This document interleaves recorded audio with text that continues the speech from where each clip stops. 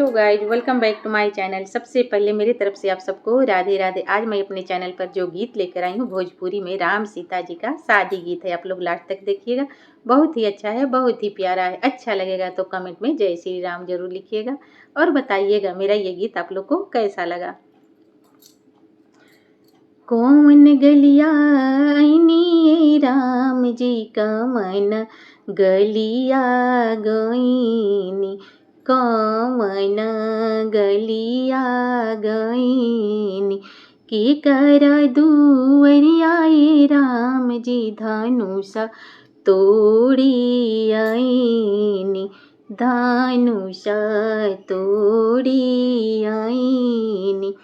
कौन गलिया आईनी राम जी कौन गलिया गईनी, कौन गलिया आईनी।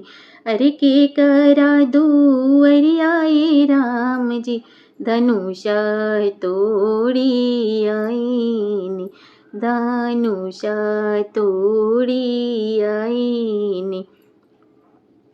पूर्व गलिया आईनी सीता पश्चिम गलिया गईनी, पश्चिम गलिया गईनी।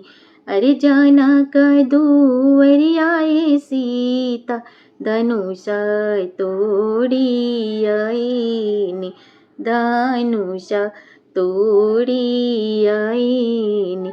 हाथवा के लेली हो सीता तिलया बटनावा, अरे तिलया बटनावा, अरे तिलया बटन। अरे चली भैलिया होई सीता राम जी के से जरिया, अरे राम जी के से जरिया। हाथवाया बटली हो सीता गोड़वा होया बटली, अरे गोड़वा होया बटली। मुहा माया बटत हो सीता नैना ढरी हो लोरावा, अरे नैना ढरी हो लोरावा। मुहा माया बटत हो सीता के नैना ढरी हो लोरावा, अरे नैना ढरी हो लोरावा। लोरावा पोछत हो राम जी के पड़ी गईले नजरिया, अरे पड़ी गईले नजरिया। किया मना पड़े सीता माँ बाप महातरिया, अरे बाप महातरिया।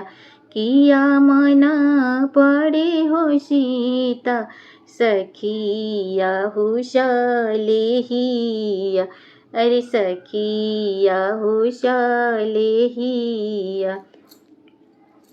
नाही मना पड़े राम जी पाप महातरिया, अरे पाप महातरिया। अरे नाही मना पड़े राम जी सखिया हुशालेहिया, सखिया हुशालेहिया। अरे कमाना पड़े राम जी राउर बनावा शावा, अरे राउर बनावा शावा। कोई से बीताई बे राम जी 14 बरस बनवासावा, 14 बरस बनवासावा। अरे कोई से बीताई बे राम जी 14 बरस बनवासावा, 14 बरस बनवासावा। अगर मेरा ये गीत आप लोग को अच्छा लगा होगा तो लाइक शेयर सब्सक्राइब ज़रूर कर दीजिएगा। और अगर मेरे चैनल पर आप लोग नए होंगे तो बेल आइकन को प्रेस कर दीजिएगा ताकि मेरे नए नए वीडियो का नोटिफिकेशन आप लोग के पास तुरंत चला जाए। फिर मिलती हूँ अगले वीडियो में अगले गीत के साथ। तब तक मेरी तरफ से आप सबको जय श्री राम, जय सीता माँ की।